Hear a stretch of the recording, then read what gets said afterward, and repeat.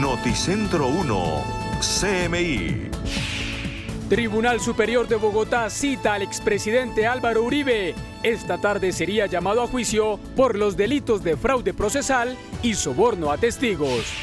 Llamada a juicio la exministra de Transporte Cecilia Álvarez por el caso Odebrecht. Crisis en los cementerios distritales. El operador renuncia a administrarlo y los deja en el limbo. Incendio en el occidente de Bogotá deja fuera de servicio varias estaciones de Transmilenio y el Portal de las Américas. Identifican víctimas de tiroteo en Las Palmas, en Medellín. Polémica en la vía Cali-Jumbo por cámara de fotomultas que sancionan indiscriminadamente a conductores. Ministra de Trabajo anuncia que se acaban los contratos de prestación de servicio con el Estado. Activista que lucha por los derechos de la mujer y está detenida en Irán desde 2015 es la nueva Premio Nobel de Paz. Con Luisa Tobo. Buenas tardes, bienvenidos a Noticentro 1 CMI. El Tribunal Superior de Bogotá citó a las 2 de la tarde de este viernes al expresidente Álvaro Uribe para informarle sobre la decisión frente a su proceso penal por presunta manipulación de testigos.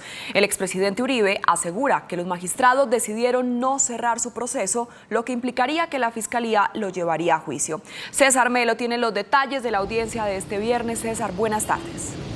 Hola, muy buenas tardes. Pues hoy es un día crucial para el expresidente Álvaro Uribe Vélez, pues esta tarde el Tribunal Superior de Bogotá dará a conocer esa decisión, qué pasará con su proceso penal. Así las cosas, el Tribunal Superior de Bogotá hoy dará a conocer la decisión de si mantiene abierta la investigación que se le inició al expresidente por los delitos de fraude procesal y soborno o si cierra dicho proceso. Sin embargo, fue el propio expresidente Álvaro Uribe quien se anticipó a esa decisión y aseguró que el Tribunal Superior de Bogotá mantendrá abierta esa investigación en su contra, lo que quiere decir que el expresidente Álvaro Uribe sería llevado a juicio por la Fiscalía por dos delitos, por fraude procesal y soborno por los hechos que rodearon las supuestas gestiones en las cárceles para que su abogado Diego Cadena hablara supuestamente con paramilitares para que modificaran versiones en su caso. Puntualmente, la investigación sostiene que el abogado Diego Cadena habló con los exparamilitares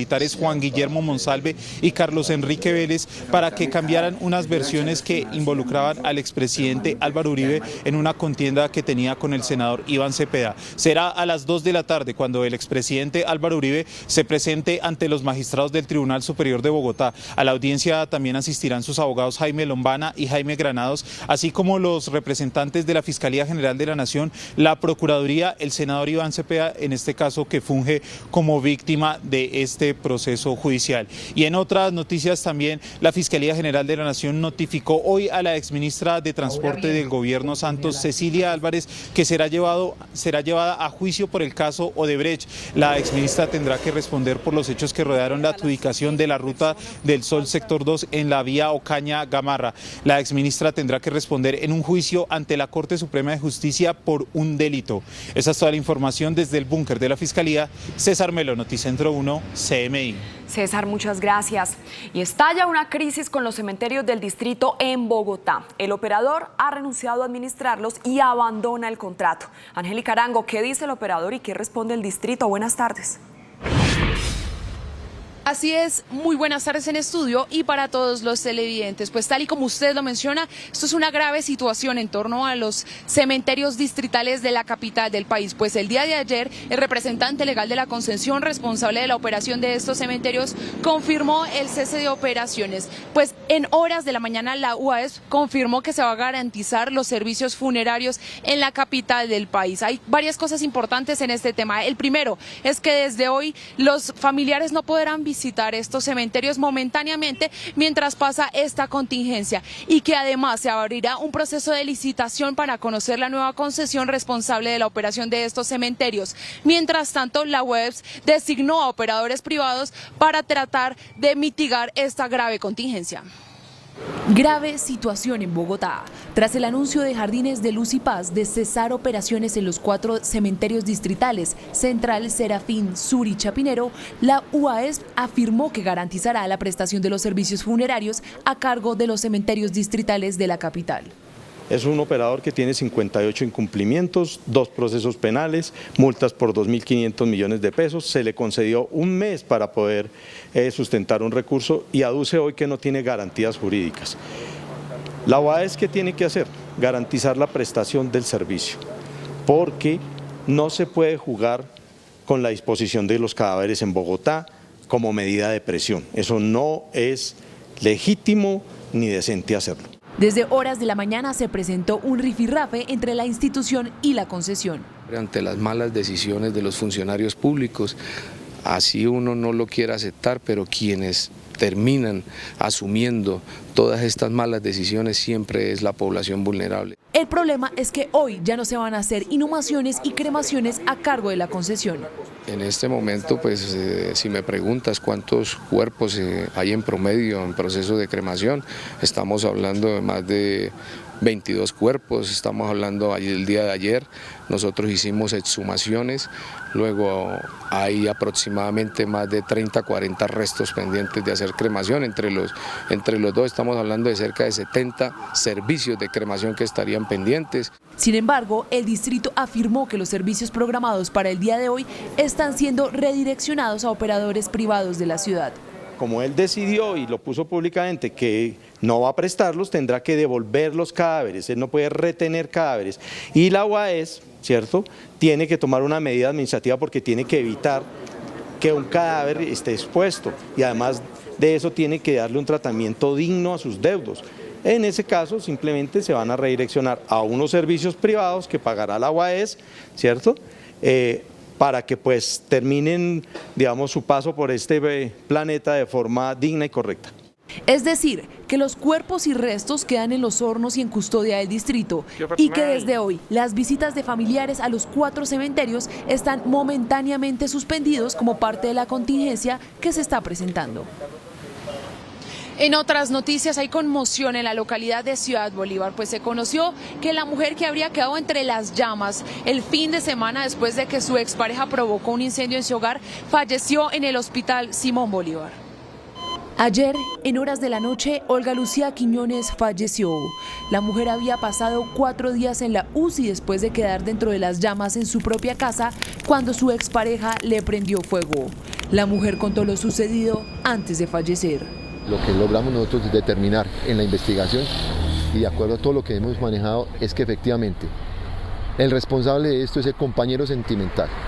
El punto responsable de este hecho es el compañero sentimental. En las últimas horas se logra capturar por orden judicial, de acuerdo a lo que se ha estado manejando, de acuerdo a la investigación, por los diferentes delitos, entre ellos feminicidio agravado, homicidio agravado e incendio. La hija de esta mujer, una pequeña niña de 10 años, murió el fin de semana en medio del incendio. Pequeña que había sido maltratada junto con su madre presuntamente por este sujeto. Efectivamente, tiene unas anotaciones, había estado en la cárcel. Recientemente había también salido, tiene antecedentes por hurto y estamos ya verificando, pero efectivamente era una persona que tenía algunas anotaciones. La madre falleció en el pabellón de quemados del Hospital Simón Bolívar. Finalizamos con esta información, pues desde horas de la madrugada se presentó un incendio en una bodega de reciclaje. Esto fue en el sector de Las Américas. Hubo suspensión del servicio temporalmente en las estaciones del Portal de las Américas, Biblioteca Tintal y Patio Bonito, lo que provocó una gran movilización de personas a pie que tuvieron que caminar hasta otras estaciones para poder llegar a sus trabajos. Además de un fuerte trancón. Hay que confirmar que en este momento ya se atendió esta situación y que en este momento las estaciones de Transmilenio volvieron a su normalidad. Con esta información me despido desde el occidente de Bogotá. Angélica María Arango, Noticentro 1 CMI. Angélica, muchas gracias. Fueron identificadas las víctimas de la balacera en la avenida Las Palmas de Medellín, que dejó 2 muertos y 3 heridos. Hernán Muñoz, ¿de quiénes se trata y qué más se conoce sobre este caso? Buenas tardes. Luisa, ¿qué tal? Buenas tardes para usted y para todos los televidentes. Se trata de 2 hermanos que se transportaban en un vehículo particular. Ambos fueron atacados a disparos y fallecieron en pleno trancón en la avenida Las Palmas. Esta balacera desató además un accidente. Las autoridades en las últimas horas confirmaron una recompensa, un ofrecimiento de recompensa de hasta 100 millones de pesos. Los hermanos Ángel Galindo y Didier Galindo fueron atacados a disparos en la vía Las Palmas de Medellín. Según los testigos, uno de ellos conducía este vehículo particular y en medio de la persecución perdió el control y provocó un choque múltiple que dejó 3 heridos. Ambos fallecieron en el lugar. Los dos son de Puerto Berrío. Uno de ellos tenía anotaciones por varios delitos en varios departamentos del país. ¿Qué tipo de delitos? Extorsiones, hurtos, estafas. Al parecer, las víctimas portaban publicidad de una campaña política. Por ahora, el partido no se ha pronunciado para conocer si existía alguna relación directa o se trata de un hecho violento aislado. La policía ofreció una millonaria recompensa que permita identificar y capturar a los sicarios. Se recuerda nuevamente una recompensa hasta 100 millones de pesos que se ofrece por la información oportuna que nos permita lograr la captura de estos delincuentes. En la zona continúa la investigación. Y sigue la conmoción en el municipio de Mutatá, en el Urabá antioqueño, por el asesinato de una candidata al consejo de esta zona del departamento de Antioquia. Noticentro 1 CMI reconstruye su aspiración y también hablamos con algunos líderes sociales, quienes con mucho temor dicen y advierten que las elecciones en esta zona del país están amenazadas. Con muchas virtudes de desarrollo. Así fue la última entrevista que la candidata al Consejo de Mutatá, Antioquia, Marjorie Cárdenas, le concedió a un medio de comunicación local. Mucho honor, soy santanderiana con mucho orgullo. Como conocen poco de las mujeres santanderianas, somos un poco combatientes, luchadoras. Cuando le ponemos el corazón a algo, pues ahí estamos. Soy madre de 5 hijos. Soy aspirante al consejo. La mujer aspiraba a una curul por el grupo significativo de ciudadanos Gente en Movimiento y siempre hablaba del papel de la mujer en el liderazgo. Quiero invitarlas que nos soltemos a estas mujeres que sienten ese temor y eso, que me traigan sus ideas, que yo sé que hay muchas mujeres inteligentes, empoderadas, capaces. Según la investigación, la mujer fue asesinada a disparos en el barrio obrero, cerca a la sede de la registraduría. Audios de sus más cercanos revelan el miedo, la zozobra y las amenazas en esta zona del Urabá antioqueño. Estamos siendo amenazados, ya nos están brindando una protección. La verdad no puedo hablar nada en el momento, y en este momento menos. Tenemos mucha tristeza por la pérdida de nuestra amiga, que esos hombres se creen valientes porque tienen armas en la cintura. La policía de Urabá se pronunció. Traslada todas sus capacidades en materia de investigación criminal, en inteligencia policial, para poder esclarecer este hecho. Líderes sociales que decidieron no hacer pública su identidad por miedo, advirtieron que las elecciones en esta zona están amenazadas. Y vamos a revisar temas de la ciudad de Medellín. Este caso es aberrante y lo confirmó la Dirección de Fiscalías Seccional de aquí, de la capital de Antioquia. Un hombre fue capturado y judicializado, según la investigación, porque drogó y abusó a 2 hermanitos. Todo ocurrió en el barrio Moravia de Medellín. La fiscalía reveló cómo un hombre se aprovechó de 2 hermanitos de 4 y 6 años para agredirlos y abusarlos sexualmente. La información da cuenta de que a este señor, la mamá de los menores le arrienda una habitación y este aprovecha los momentos en que se quedaba solo con los menores para abusarlos pues carnalmente y de manera violenta. Pero hay un dato aún más aberrante. El ente acusador reveló que los niños fueron drogados. También la investigación da cuenta que este sujeto en algunas ocasiones le suministraba a los menores cocaína en las bebidas que estos consumían. El capturado deberá responder ante un juez por los delitos de acceso carnal violento agravado y acto sexual violento agravado. Atención, tenemos una información de última hora para el departamento de Antioquia y de interés para todo el país. El gobernador Aníbal Gaviria acaba de confirmar que culminó la excavación del túnel más largo del país. Precisamente esto conectará a la ciudad de Medellín con el Urabá antioqueño en 4 horas con 30 minutos. Según lo ha confirmado a través de su cuenta de Twitter el mandatario, se logró la excavación del túnel más largo de América. es un hecho, el cale del túnel Guillermo Gaviria Echeverri. Este es el proyecto, el megaproyecto vial más importante de Antioquia que se construye actualmente. Su construcción conectará Medellín con el Urabá en 4 horas y 30 minutos, es decir, la distancia entre Medellín será de 4 horas y 30 minutos. Vamos a escuchar la última detonación de la piedra que fue anunciada por el mandatario. Bueno, conteo regresivo en 5, 4, 3, 2, 1, 0.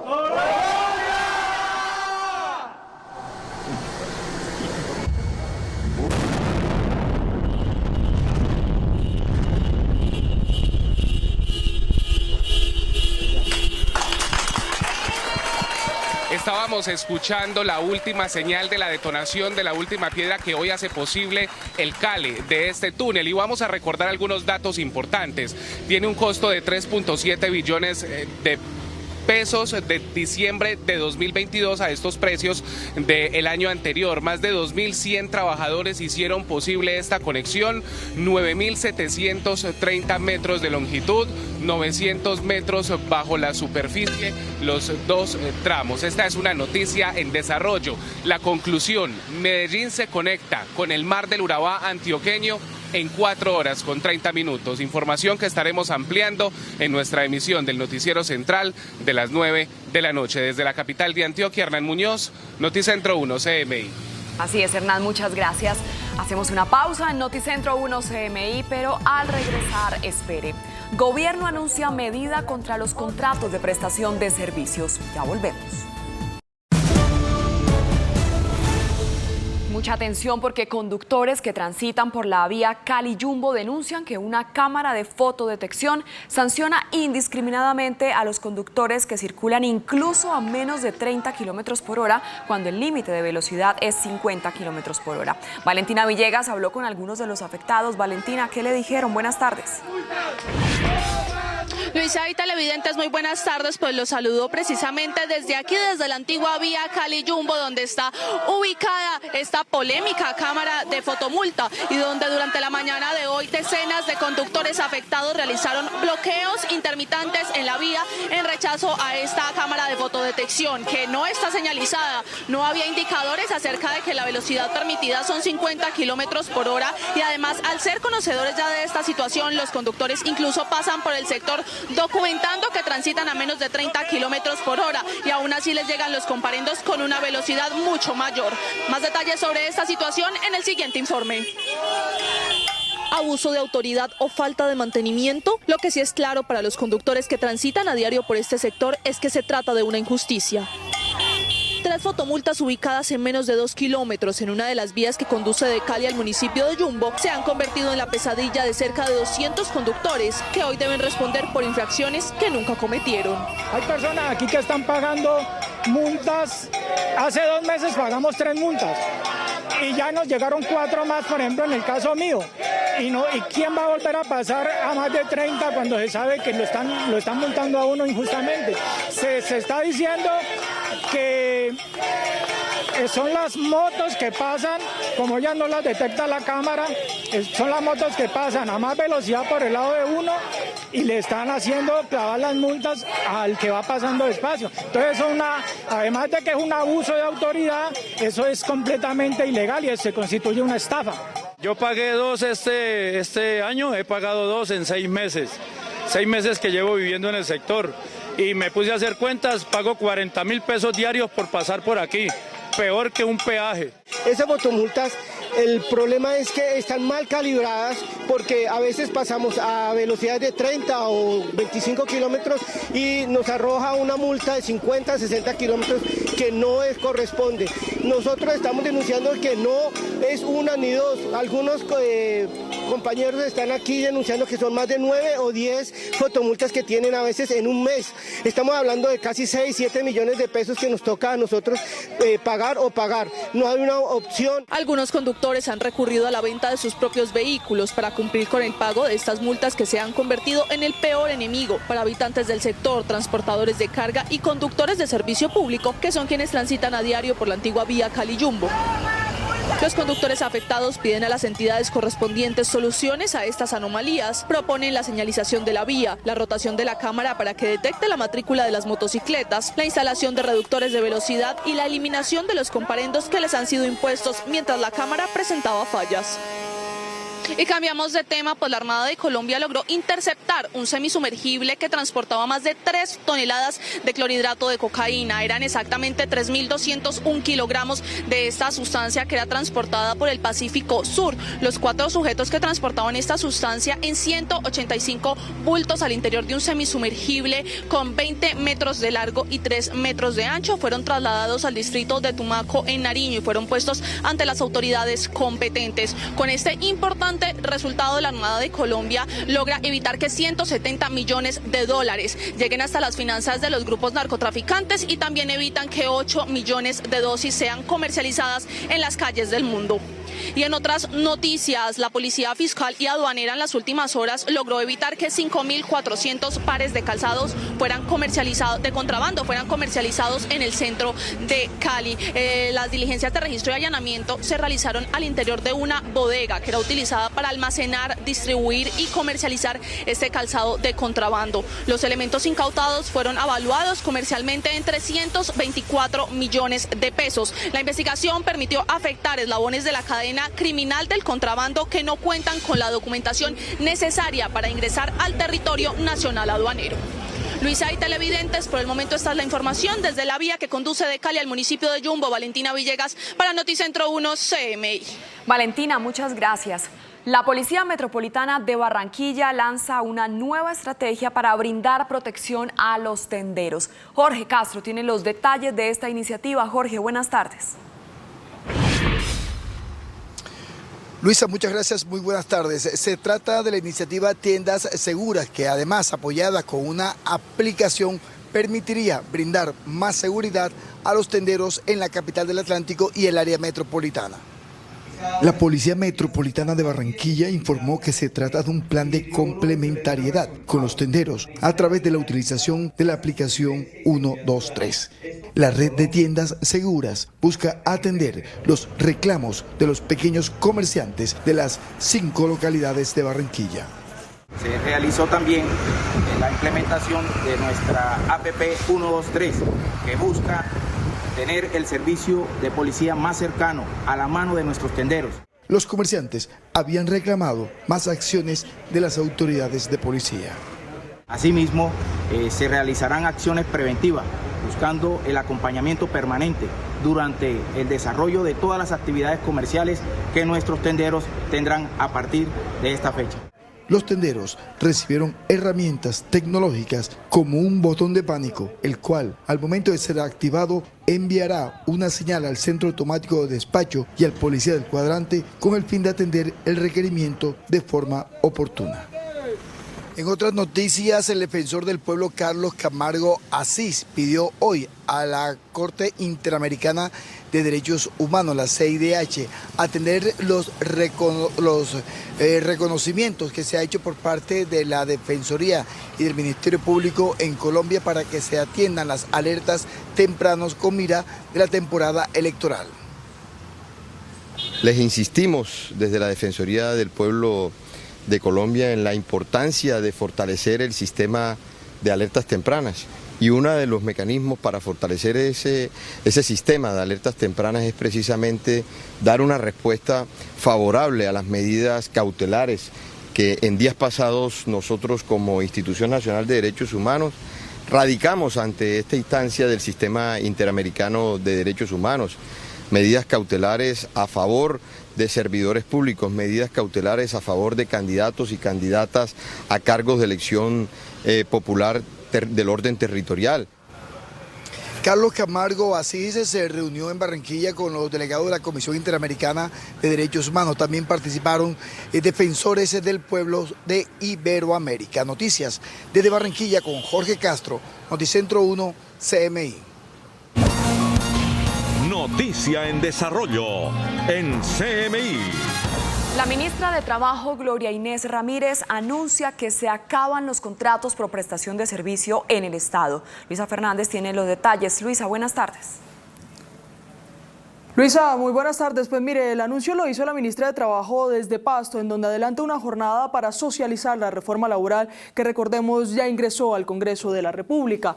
En medio de sus declaraciones, pues la ministra de Trabajo también aseguró que los contratos por prestación de servicios del Estado se van a acabar. De hecho, recordemos que ya Función Pública a inicios de este año había realizado también una labor para que esos contratos o las entidades se prepararan para que esos contratos fueran eliminados y el personal pasara a otro tipo de contratos y se lograra la formalización de esos empleados del Estado. Las órdenes de prestación de servicios en el Estado las vamos a acabar. Ya tenemos unos procesos de meritocracia y desde luego para el año entrante disminuirán ostensiblemente, porque no es justo, eso es lo que yo llamo los contratos basura. No es justo que una persona trabaje 12 meses y le paguen 8, pero además que le evadan a través de esta contratación sus derechos sociales. Bueno, son decisiones que se toman para el sector público, porque recordemos que en el texto de reforma laboral, pues ya se habla para el sector privado de que la regla general deben ser los contratos a término indefinido y se va a permitir también que se celebren contratos a término fijo en el sector privado de hasta un mes hasta 3 años, asegura el documento. Entre tanto, desde Pasto, también la jefe de la cartera de Trabajo envió un mensaje a los gremios que han criticado fuertemente el documento de reforma laboral, asegurando que para el Estado y para varios sectores pues ya se ha discutido y se ha llegado a una concertación en parte del texto de reforma laboral. Entre tanto, ella estará abierta a reunirse nuevamente con estos gremios. Sin embargo, aseguró que para los gremios, dice la ministra, pues lo mejor sería que no existiese una reforma. Nosotros estaremos atentos a esta noticia para desarrollar en nuestra emisión central a las 8 de la noche. Así es, Luisa, muchas gracias. Fuerte caída en la intención de compra de vivienda en Bogotá. La mitad de los ciudadanos no están dispuestos a invertir en una casa propia, revela un estudio inmobiliario. Cayó la disposición de los bogotanos para comprar vivienda. La expectativa de los bogotanos de compra de vivienda sí ha disminuido. Estábamos en un porcentaje de 37% y en este momento estamos en un porcentaje negativo del 52%. En contraste, cada vez son más escasos los inmuebles en arriendo. La oferta cayó 19.7%. En los portales inmobiliarios, por ejemplo, el 70% de las búsquedas son para rentar apartamentos. En el norte, Cedritos es el barrio de mayor demanda y en el sur, Tintalá. 6 de cada 10 personas buscan una vivienda en arriendo y las 4 restantes buscan una vivienda para comprar. Como menos personas están dispuestas a comprar vivienda, los constructores han desistido de varios proyectos. Esta cifra aumentó 14%. Antes dejaban de hacer 1.500 viviendas mensuales y ahora la cifra puede alcanzar las 3.500 unidades. El constructor juega con dos temas, con la posible demanda y con sus costos. Las localidades con mayor oferta de vivienda en Bogotá son Suba, Chapinero, Usaquén, Engativá y Kennedy. El presidente de la ANDI, Bruce McMaster, advirtió que la falta de liquidez de las empresas y agentes prestadores tienen en riesgo los servicios de salud en el país.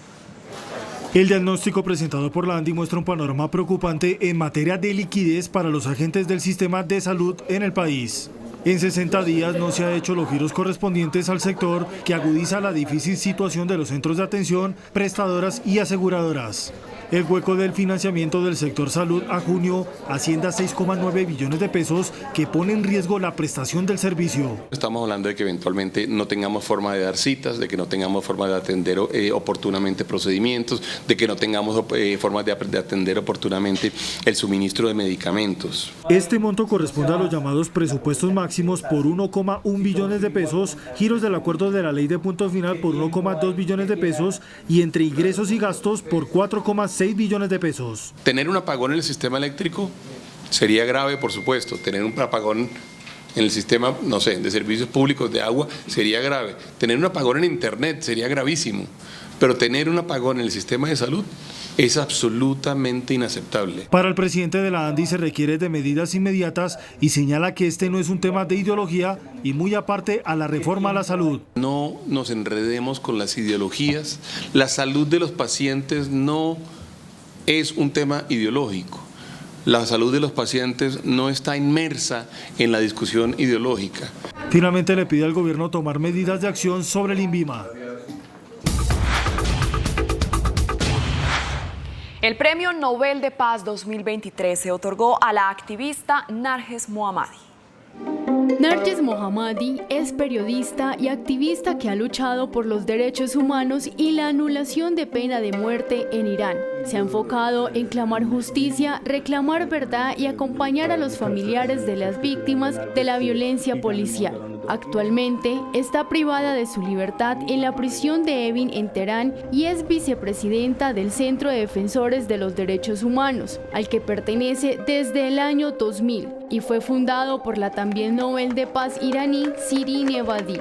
I hope one day to be able to tell you that execution have stopped in Iran and that women in my country have got their rights and that we have a better human rights situation in Iran. El Comité del Nobel señaló que Mohammadi recibe el premio por su lucha contra la opresión de las mujeres en Irán y sus esfuerzos por promover los derechos humanos y la libertad para todos. El Congreso peruano autoriza el ingreso del Ejército de Estados Unidos a su país. Los efectivos militares entrarán con armas de guerra al territorio andino para participar en un ejercicio multinacional denominado Silent Force Exercise, que se llevará a cabo en Lima del 20 al 27 de octubre. El alcalde de Nueva York reitera que no hay espacio en su ciudad para recibir más migrantes.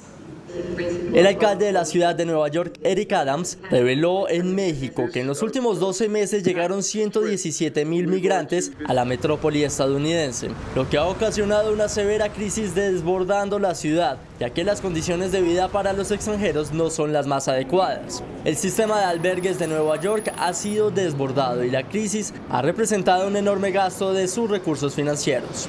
Estas declaraciones se dan en medio de un viaje a Puebla, México de Adams, como parte de una gira por este país, Ecuador y Colombia para aliviar temas migratorios en la Gran Manzana. Rusia desató nuevo ataque aéreo contra Ucrania, dejando 2 fallecidos y 28 heridos. Un niño de 10 años y su abuela fueron las víctimas del bombardeo de 2 misiles rusos que impactaron un edificio de viviendas en el centro de Kharkov. El suceso se produjo un día después de uno de los ataques más mortíferos contra civiles en Ucrania, dejando 52 fallecidos. India reporta un mortal incendio en Bombay. La conflagración fue en un edificio residencial de 6 pisos y causó la muerte de al menos 7 personas. El fuego comenzó en un lugar donde se acumulaban materiales de reciclaje y se extendió luego a varios vehículos estacionados alrededor. UNICEF alerta que más de 43,1 millones de niños son desplazados por el cambio climático. Los desastres meteorológicos han provocado millones de desplazamientos en 44 países durante un periodo de 6 años, lo que equivale a unos 20.000 desplazamientos infantiles al día, según un nuevo análisis de UNICEF.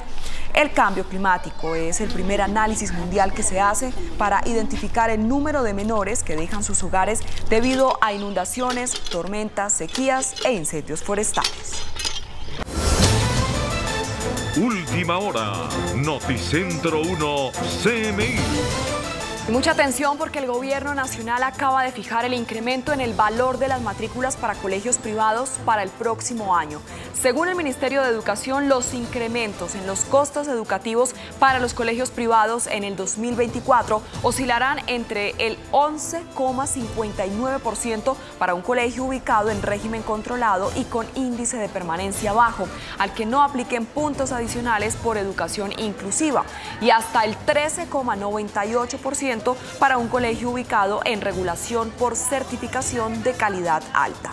César, muchas gracias. Hasta aquí la información en Noticentro 1 CMI. A continuación, no se pierdan la lista de Eric y a las 8 de la noche una nueva emisión de noticias. ¡Feliz tarde!